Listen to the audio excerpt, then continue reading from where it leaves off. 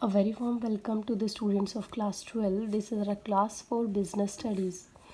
We are on our unit number 5, that is organizing. This is our lecture number 17. In our last lecture we have discussed organizational structure and its two parts, that is one is functional organizational structure, another one is divisional structure. So in our today's lecture we are going to discuss the formal and informal organization. We are going to talk about this, but for today we are going to discuss deeply about formal organizational structure.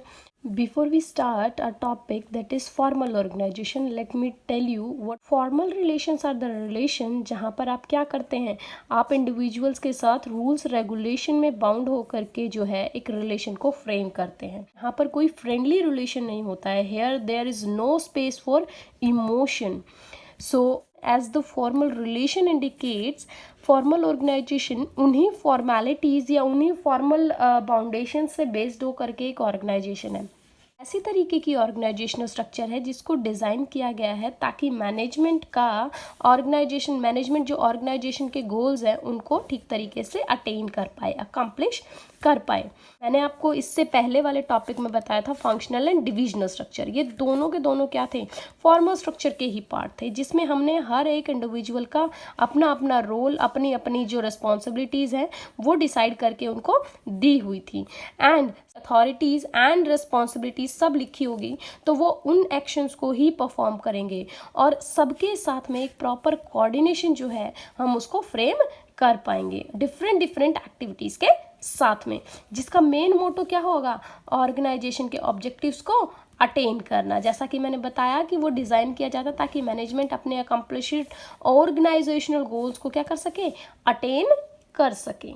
अब बात करते हैं इसके features क्या क्या है. सबसे first point पे, that is systematic working. See as I have told you, क्योंकि मैंने अथॉरिटी सभी लोगों की और रिस्पॉन्सिबिलिटी सभी इंडिविजुअल्स की डिसाइड कर दी थी, तो इसकी वजह से क्या होगा, सबके जो रिलेशंस हैं वो आपस में कैसे हो जाएंगे, स्पेसिफिक हो जाएंगे. तो इस वजह से क्या होगा, सब अपने अपने काम को बहुत ही अच्छे से परफॉर्म करेंगे और जिसकी वजह से क्या होगा, एक कोऑर्डिनेशन जो है हम बहुत अच्छा फ्रेम करेंगे, जिसकी वजह से सिस्टमैटिक तरीके से हमारी ऑर्गेनाइजेशन में वर्किंग हो पाएगी. Next point we have is it is a means to achieve objective specified in plan. See plans क्या है, जो हमने प्लानिंग में ऑब्जेक्टिव्स डिटरमाइन किए थे ना, उन्हीं ऑब्जेक्टिव्स को अटेन करने के लिए हम फॉर्मल ऑर्गेनाइजेशंस को बनाते हैं. Next point is it is impersonal and doesn't take into consideration emotional aspects of employees. See, इस पॉइंट को समझाने के लिए मुझे आपको थोड़ा सा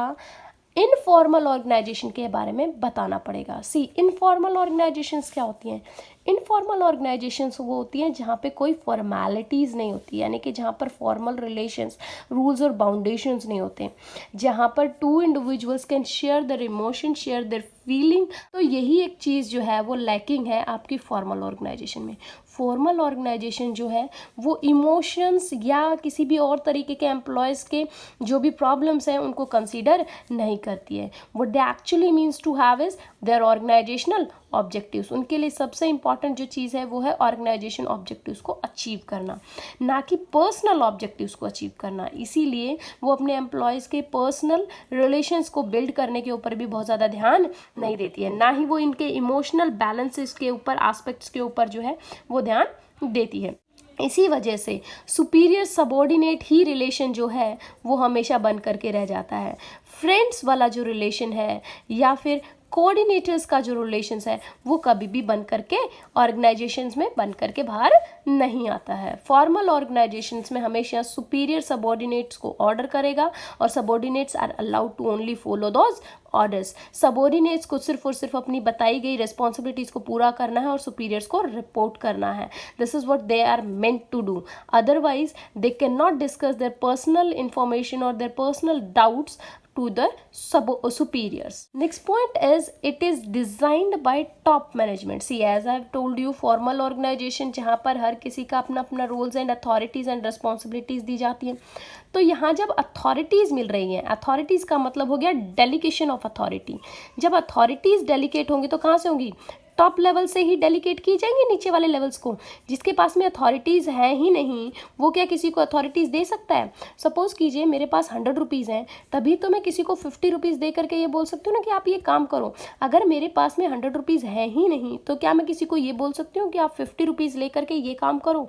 नो। सो इसीलिए जो टॉप लेवल मैनेजमेंट है, जिनके पास में सारी मेजर अथॉरिटीज़ होती है, डिसीजन मेकिंग की पावर्स होती हैं, सिर्फ वही होते हैं ऑर्गेनाइजेशन में जो कि आपको अथॉरिटीज़ को डेलीगेट कर सकते हैं। और इसीलिए फॉर्मल ऑर्गेनाइजेशन जो है उसे फ्रेम भी कौन करता है? आपका टॉप मैनेजमेंट का। लिए फॉर्मल ऑर्गेनाइजेशन स्ट्रक्चर जो है उसको इस तरीके से डिज़ाइन किया गया है कि उसे टॉप लेवल मैनेजमेंट अपने अकॉर्डिंगली क्या कर सके?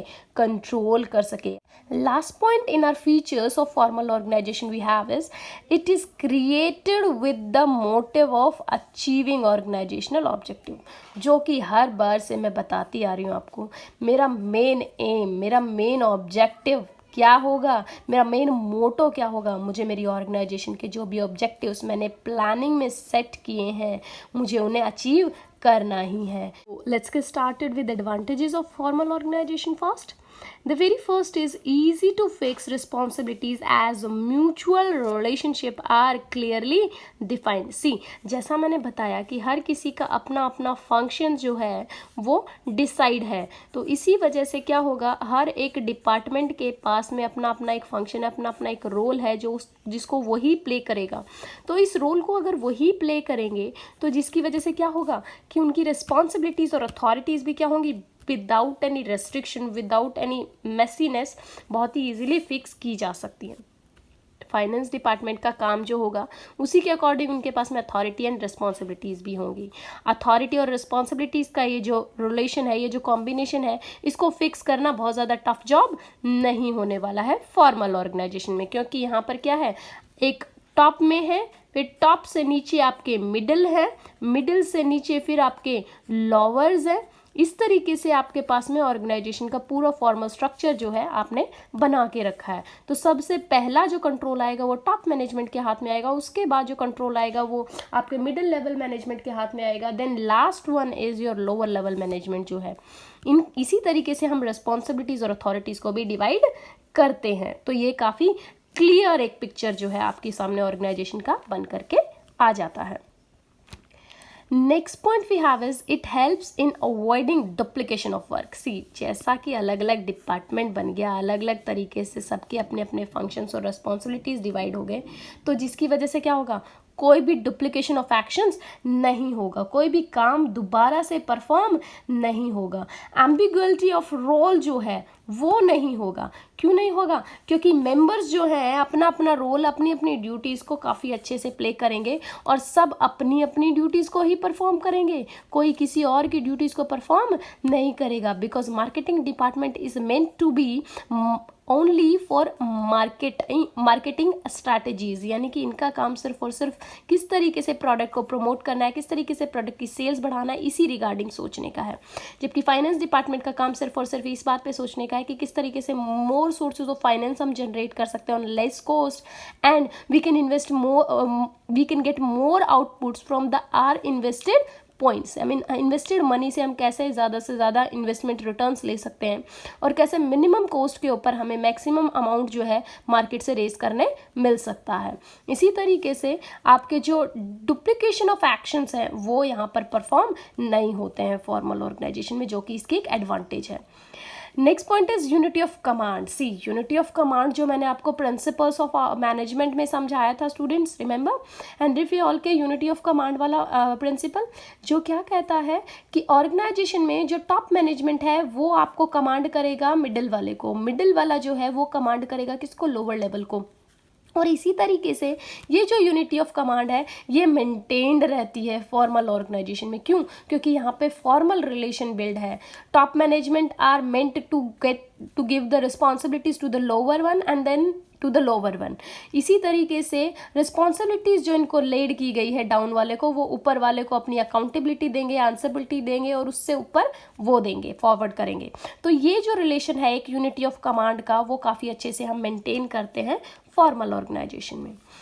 Next point is effective accomplishment of goal, जो कि मैं बिल्कुल शुरू से बता रही हूँ, जब फॉर्मल ऑर्गेनाइजेशन है तो उसका मेन मोटो ही क्या होगा, ऑब्जेक्टिव्स, और ऑब्जेक्टिव्स को अटेन करने के लिए वो किसी भी एक्सटेंट तक जाते हैं। पर्सनल रिलेशंस भी फ्रेम नहीं करते हैं ताकि ऑब्जेक्टिव्स में कहीं कोई रुकावट ना आ जाए।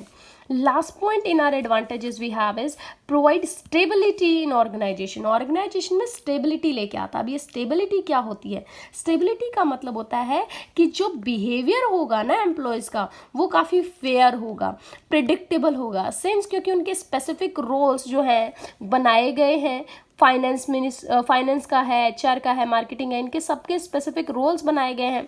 तो जिसकी वजह से कौन क्या फंक्शन करेगा, कौन किसकी क्या रिस्पॉन्सिबिलिटीज़ है, वो सभी को पता है, और इसीलिए सब एक दूसरे को क्या एक्शंस परफॉर्म करने के लिए बोलना है उन्हें बहुत ही अच्छे से पता होता है। एज लाइक कि फाइनेंस डिपार्टमेंट मार्केटिंग वाले को यही बोलेगा कि आपकी स्ट्रैटेजीज ऐसी होनी चाहिए जिससे मुझे मैक्सिमम फंड जनरेट हो। मार्केटिंग डिपार्टमेंट वाले यही बोलेंगे कि मुझे मैक्सिमम फंड दो, तभी जाकर के मैं अच्छी मार्केटिंग कैंपेन जो है वो लॉन्च कर पाऊंगा। इसी वजह से जो आपकी फॉर्मल ऑर्गेनाइजेशन है वो बहुत ही ज़्यादा स्टेबल होती है, इसमें डिस्प्यूट्स होने के चांसेस कम है, इसमें क्वेरीज जो हैं वो डाउट्स आने के चांसेस बहुत ही कम है, और इसीलिए ये बहुत ज़्यादा लॉन्ग रन के लिए जो भी ऑर्गेनाइजेशंस हैं उनको लंबे टाइम तक चला के रखने के लिए फॉर्मल रिलेशंस का होना बहुत ही ज़्यादा ज़रूरी है। फॉर्मेलिटीज़ को फॉलो करेंगे तभी हम सुपीरियर सबॉर्डिनेट्स के रिलेशन को अच्छे से फ्रेम कर पाएंगे। बढ़ते हैं हमारे डिसएडवांटेजेस ऑफ फॉर्मल ऑर्गेनाइजेशन में। तो सबसे पहला पॉइंट जो है जो कहता है कि ये डिसएडवांटेजेस है बहुत बड़ी, कि ये डिले करता है चेन ऑफ कमांड में, यानी कि आपके टॉप मैनेजमेंट, जैसे कि बताइए आपके टॉप मैनेजमेंट है, टॉप मैनेजमेंट से नीचे आपके लोअर मैनेजमेंट है, इनके साथ में कोई भी प्रॉब्लम्स अगर आती है तो उन्हें इनको अपने ऊपर वाले अपने से सुपीरियर लेवल्स को डिस्कस करना होगा, जिसकी वजह से क्या होगा कि डिले हो जाएगा डिसीजन मेकिंग में, और डिसीजन मेकिंग में डिले जो है जो कि आपके एक्शंस को और ज़्यादा डिले कर देगा, जिसकी वजह से प्रॉब्लम्स और ज़्यादा टाइम तक बढ़ेंगी और सॉल्यूशन जो है वो होते हुए भी आप उसे इम्प्लीमेंट नहीं कर पाएंगे। ये जो delay in chain of command है जिसकी वजह से आप कमांड्स ऊपर से नीचे वाले लेवल तक फॉरवर्ड करते हो, उसमें भी कम्युनिकेशन में टाइम वेस्ट होता है। यानी ऊपर से पहले मिडिल लेवल पे आएगी कमांड, कमांड मिडिल से फिर लोअर पे आएगी, लोअर से फिर और ज़्यादा वर्किंग स्टाफ तक जाएगी। Next disadvantage is rigid policies reduces creativity. See rigid policies क्यों है?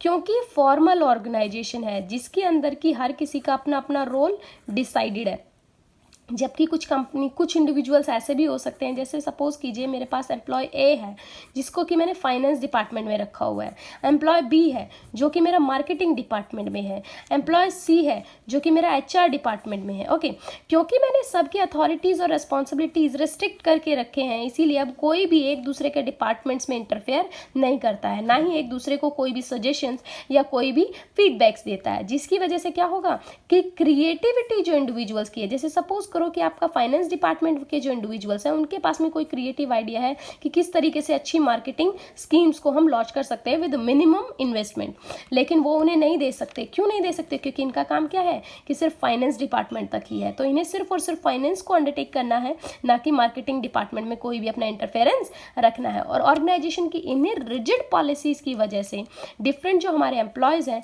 वो एक दूसरे के साथ क्रिएटिव रिलेशंस को फ्रेम नहीं कर पाते हैं। Last disadvantage of our formal organization is ये मोर एम्फोसिस करते हैं on the structure and work then on human relationship. लेकिन क्या करते हैं, ये ऑर्गेनाइजेशन का जो स्ट्रक्चर है ना, ये इसके ऊपर ज़्यादा ध्यान देते हैं बजाय कि इंडिविजुअल ह्यूमंस के ऊपर, यानी हर एक इंडिविजुअल को as a human being treat करने के इंस्टेड वो सुपीरियर और सबॉर्डिनेट वाले रिलेशंस को ही ट्रीट करते हैं। जैसा कि मैं बता रही थी कि इम्पर्सनल रिलेशंस उसके ऊपर इनका ध्यान नहीं होता है, इम्पर्सनल रिलेशंस नहीं होते हैं, तो इसी वजह से इमोशनल बैलेंस या इमोशनल अटैचमेंट भी जो है वो इंडिविजुअल्स का कंपनी के साथ या कंपनी के इंडिविजुअल्स का एक दूसरे